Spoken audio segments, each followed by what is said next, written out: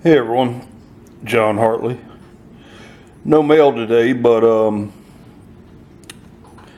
couple of days ago, a channel by the name of Make Numismatics Great Again posted a video on his favorite obsolete coins. So I'm going to do one of the same, because I don't think I've bought but one, maybe two obsolete coins since I have been making videos. But before I get into that, a little bit of seriousness. If you don't know already, I am a retired South Carolina police officer, and not too far from my hometown in Florence, South Carolina, very tragic event happened where 6 police officers and deputies were shot, and one of them died of his injuries. Police officer named Terrence Caraway. There are GoFundMe pages set up, and I will put a link to them below. When a police officer is killed, his family is all of a sudden not lost their father or mother or what have you, but they've lost their income. And from personal experience, it's a hard thing to go through. Extremely hard. We lost a few deputies when I was working 2 in one day on the same call. And it's a hard thing. So if you feel inclined to give $5, $10, $15, please do. It'll help out a lot. And I'd appreciate it. If you can't, just pray for them. All right, this is my type album. Each page, it starts with dollars, and then goes to half dollars. Furthest back I've got is the furthest back I've got in the dollars is a trade dollar. Furthest back I have is 1830 bust dollar, a bust quarter from 1834. Dimes, again, a bust. Nickels, I've got every nickel they made, because nickels didn't start into the late 1800s. Before that, they were half dimes.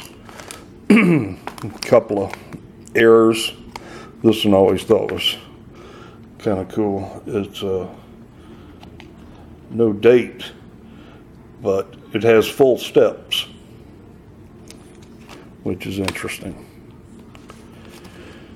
If you're a Jefferson collector, you'll know what I mean by that. These are cents. Most of these large cents I inherited from my uncle. He's not dead yet. He just went ahead and gave them to me. That they were my grandfather's on my mother's side. And here's one I bought just for fun. Somebody damaged it by scraping a number off, and somebody sent it into NGC, and they put it in a body bag. But here are my obsolete coins, and I'll just go in order. This first one I just recently got. You may have seen the video on it.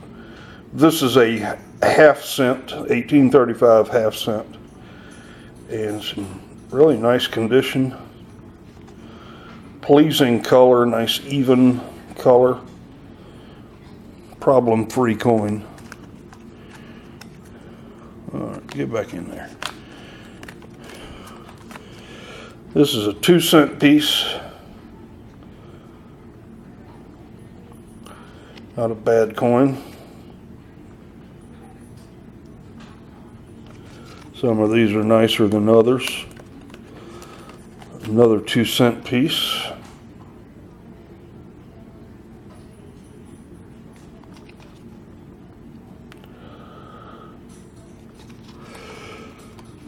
I bought this 2-cent piece mainly because it's an error coin, and when I started doing some research, I found out that this was a quite common error for 2-cent pieces. It's a complete 180-degree die rotation. Apparently they made a bunch of them. But it's still cool, even though it's a common error.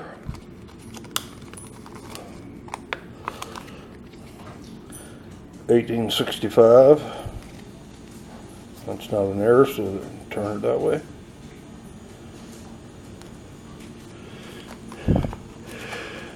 Next is a 3-cent silver from 1853.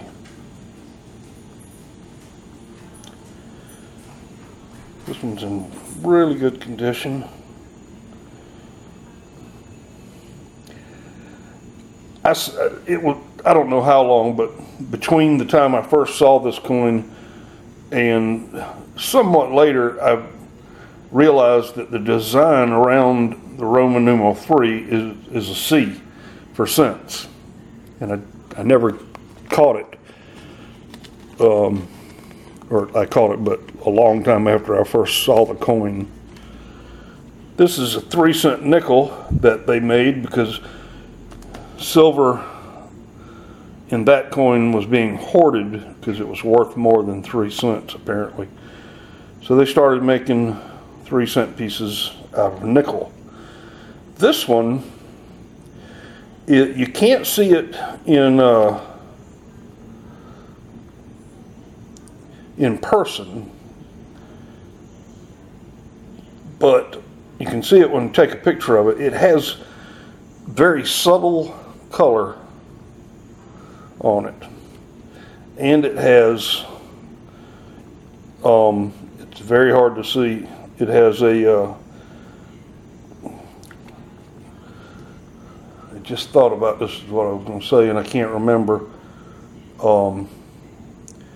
When the dies smash together and leave an imprint on the other die, it just got to. But this has it. I can't think of what y'all know what I'm talking about. This is a damaged coin, but I got it really cheap, and this is a half-dime 5-cent piece Drake bust or some bust. My brother asked me one time, he says, "Why do they call that the bust dime? All coins have bust on them." I said, it might be because of her bust. This next half dime it has my father's initials on it. That means if I have a 2x2 with my father's initials on it, that means it came from my grandfather Hartley's coin collection. But my father, his initials are there because he's the one that gave me that collection. Really nice coin. I think a lot of the coins from my grandfather's collection came from his grandfather, because there were some coins in there that were well older than my grandfather, like that 1853. And my grandfather, or my great-great-grandfather, was the vice president of a bank that used to exist here, and he also owned a general store right across the street from that bank.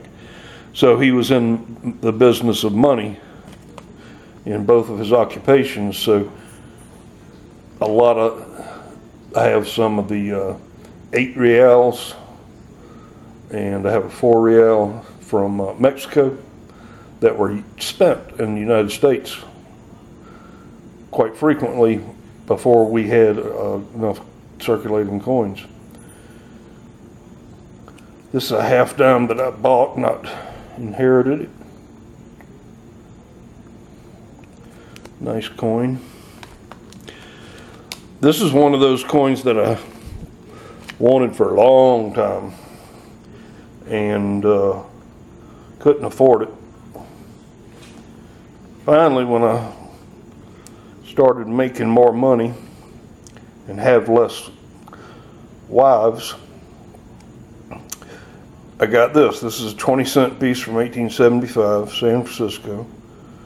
20-cent piece. They only made these for 4 years, and 2 of those years were they only made a few of them, but it was commonly confused with a quarter, which at the time had the same Sitting Liberty design on it. But one of those I wanted for a long time. It was my favorite piece for quite some time. This is one of 2 pre-1933 gold pieces I have.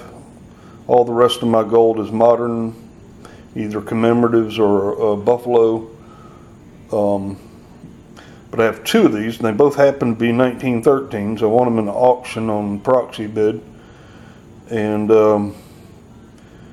I got one of them at a decent price, and I got another one at a ridiculous price because nobody was bidding on it for some reason. Nobody wanted it, so I got this a real good deal. And this is one of my favorite designs on American coins. It's not only a good looking design, but it's an incuse strike. So it's always been one of my favorites. And there was one of these in my grandfather's collection. Apparently they hoarded one coin when the government said turn them in. But that coin was made into a necklace, and it is now owned by my oldest niece.